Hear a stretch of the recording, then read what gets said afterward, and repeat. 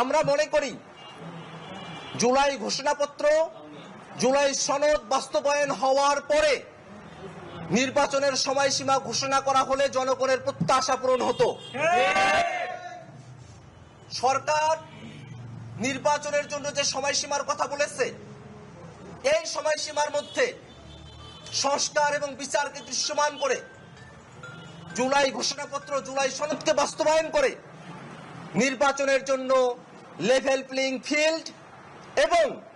মাঠ প্রশাসনের নিরপেক্ষতা যদি নিশ্চিত করতে পারে, সরকার এপ্রিলের মধ্যে নির্বাচনের কথা বলেছে, তাতে আমাদের তরফ থেকে কোনো আপত্তি নাই। কিন্তু আমরা সরকারের কাছে আহ্বান জানাই যে 2000 মানুষ 24-এর অভ্যুত্থানে জীবন দিয়ে শহীদ হয়েছেন, আমাদের সামনে অনেক আহত ভাইরা বসে আছেন, অনেক যোদ্ধারা যারা এই অভ্যুত্থানে অংশ নিয়েছেন, তাদের সকলের প্রত্যাশা বাংলাদেশ রাষ্ট্রটি আগে যেভাবে পরিচালিত হয়েছে, যে মাফিয়াতন্ত্র, জুলুমতন্ত্র, ফেসিবাদের মধ্য দিয়ে প্রতিষ্ঠিত হয়েছে, তেমন বাংলাদেশ নয়, একটি সত্যিকারের গণতান্ত্রিক বাংলাদেশ সংস্কারের মধ্য দিয়ে আমাদেরকে উপহার দিতে হবে।